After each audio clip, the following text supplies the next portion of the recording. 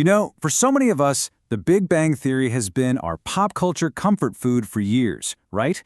It's that one show you can always turn on for a guaranteed laugh, for something that just feels familiar. But have you ever really stopped to wonder why?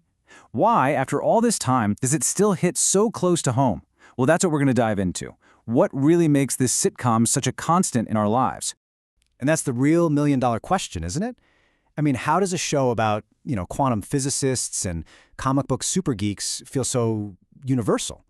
Because let's be honest, underneath all the witty banter and the science talk, there's something else going on.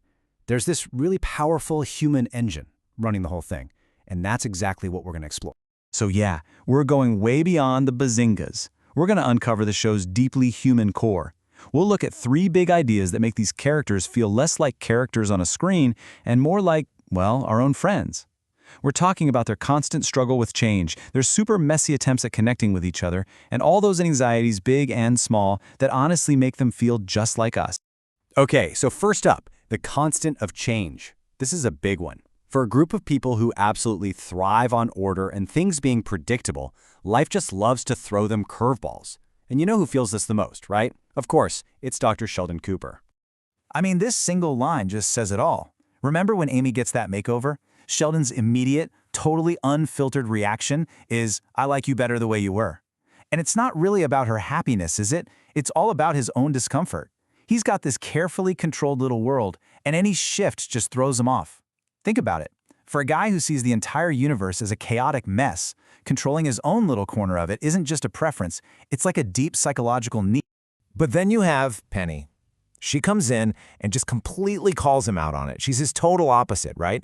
And she's the one who basically holds up a mirror to him and says this. It's so brilliant because it points out the central irony of Sheldon's entire life. Here's a guy who preaches about stability, but his own life? It's been nothing but a whirlwind of change. And the proof is right there. I mean, just look at this list. He got married, he moved, he actually built a huge circle of friends, he won a Nobel Prize. Heck, he even wore a baseball hat that one time. Oh, and yeah, he had sex. And according to him, more times than Penny has fingers. These are all things that the Sheldon from season 1 would have called, completely illogical. It's wild. For a guy who fights every tiny little change, his life ended up being this huge testament to just unavoidable growth. So what's the big takeaway here? Sheldon's greatest discovery, both scientifically and personally, wasn't really about string theory at all. It was him reluctantly finally accepting what Penny told him. The only thing that stays the same is that things are always changing. And in true Sheldon fashion, he just had to rebrand it, right? He calls it a universal constant. All right, so all this talk about change leads us perfectly into our next big theme, navigating human connection. Because really, at its core, that's what the show is all about, isn't it? It's about that clumsy, awkward, sometimes even painful, but absolutely essential process of finding your tribe. And this is pretty much where it all began, right? With these hilarious friendship pacts that basically treat relationships like a business transaction. It's super funny, a little immature, for sure, but it shows you the bedrock of their friendship, this shared, almost desperate desire to connect with someone, and they tried to do it using their own nerdy, systematic rules. But then, you fast forward, and you get a moment like this. Wow. Just a moment of such quiet, profound maturity. Howard finds Bernadette hiding from him and the kids in the playhouse, and instead of getting mad or confused, he just gets it. He understands. And he realizes that a real marriage, a real connection, isn't about being stuck together 24/7. It's about giving each other the space to just breathe. But for every one of those beautiful moments of connection, the show gives us Stuart.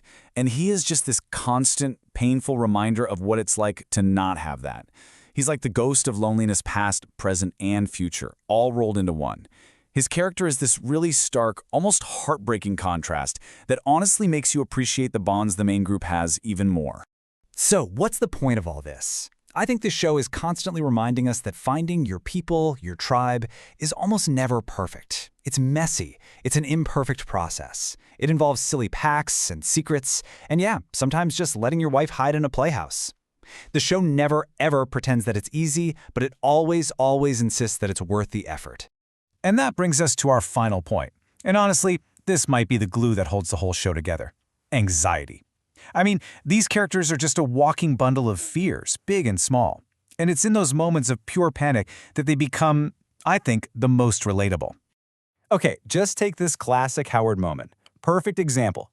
He gets a tiny little bite from a rabbit, and where does his brain go?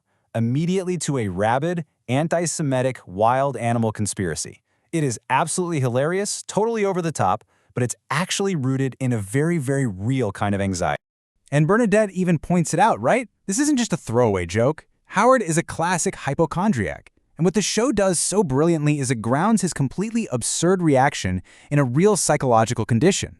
It turns a simple gag into this moment of genuine insight into who he is. And that's why we laugh so hard, because we recognize a little piece of our own irrational fears in him. But anxiety on the show isn't always played for laughs. Not at all. Think about Leonard's secret bank account. That $6,400 he hid from Penny?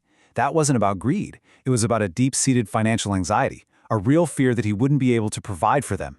It's exactly the kind of secret that anxiety can push us to keep, even from the people we love more than anything. And then there's this. This might be the deepest anxiety the show ever touched on. This isn't about rabbits or money. This is about your entire identity. When Sheldon and Amy's big theory is disproven, his whole reality just crumbles. He questions everything about himself because the one thing he was always sure of, his own mind, is suddenly gone. It's a moment of just pure, terrifying existential dread. So when you step back and you put all these pieces together, the fear of change, that awkward search for connection, all the anxieties that are constantly plaguing them, you start to realize the show's title has this amazing double meaning. The real Big Bang wasn't about the start of the universe. It's the story of how this group of lonely, brilliant, and deeply anxious people all collided with each other and created their own little universe, a chosen family. And that really just leaves us with one final thought to chew on. The whole show was framed around physics, right? But its true genius was always its exploration of human dynamics. It kind of suggests that, well, maybe the most complex, the most challenging, and ultimately the most rewarding theories we'll ever tackle aren't really about how the stars work. Maybe they're about how we work with each other.